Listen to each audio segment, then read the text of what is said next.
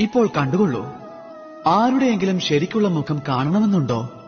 എങ്കിൽ അവരെ സ്വതന്ത്രമായി വിട്ടുനോക്കൂ.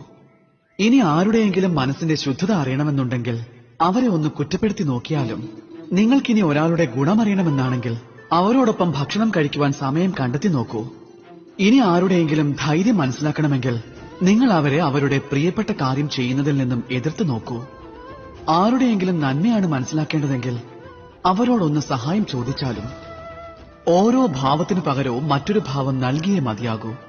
എന്നാൽ ഈ വിശാലമായ പ്രപഞ്ചത്തിൽ അങ്ങനെയല്ലാത്ത ഒരേ ഒരു ഭാവമുണ്ട്.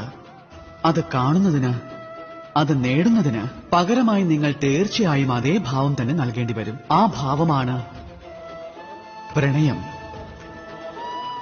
ആരുടെയെങ്കിലും പ്രണയം അറിയണമെങ്കിൽ അവരെ നിങ്ങൾ നിസ്വാർത്ഥമായി പ്രണയിച്ചാലും, ആരുടെയെങ്കിലും പ്രണയം ലഭിക്കണമെങ്കിൽ അവർക്ക് നിസ്വാർത്ഥമായ പരിശുദ്ധമായ പ്രണയം പകർന്നാലും. രാധേ രാധേ.